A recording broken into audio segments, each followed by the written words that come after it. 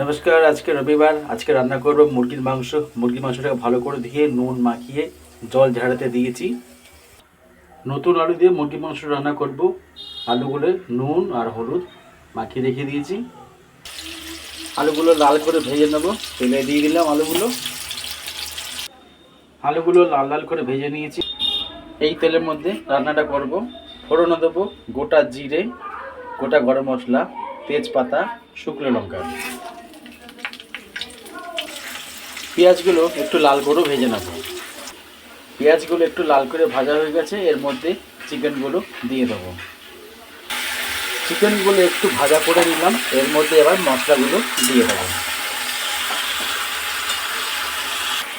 আদা, রসুন আর শুকনো লঙ্কা বাটাটাকে দিয়েছি। একটুখানি নেড়ে চেড়ে নেব। তারপরে নুন, হলুদ আর কাশ্মীরি গুঁড়ো লঙ্কা দেবো। কাশ্মীরি গুঁড়ো লঙ্কা, হলুদ একসাথে আমি জলের মধ্যে ভিজিয়ে রেখেছিলাম গ্রেভিটা হওয়ার জন্য। আর টমেটো দিয়ে দিয়েছি এর মধ্যে। আর সামান্য করে নুন দিয়েছি। মাংসের মধ্যে নুন মাখানো আছে। আলু ভাজার মধ্যে তাতেও নুন দেওয়া আছে। যদি লাগে পরে একটু নুন দেবো। মাংসটা ভালো মতন কষানো হয়ে গেছে। মাংসটাকে তেল ছেড়ে দিয়েছি। এবার ভেজে রাখা আলুগুলো দিয়ে আর একটু কষিয়ে নেবো আমি।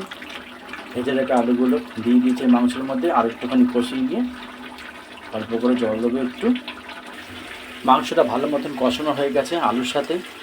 মাংস থেকে তেলও ছেড়ে দিয়েছি। আলুগুলোও সেদ্ধ হয়ে গেছে। সামান্য জল দেবো। মাখা করে মুরগির মশলা যে রান্নাটা করব।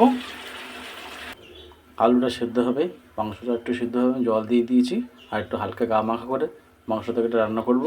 এখন আমি ঢাকাতে রেখে দেবো হাই ফ্লেমে। ঝোলটা ফুটে গেলে পরে সিম করে দেবো।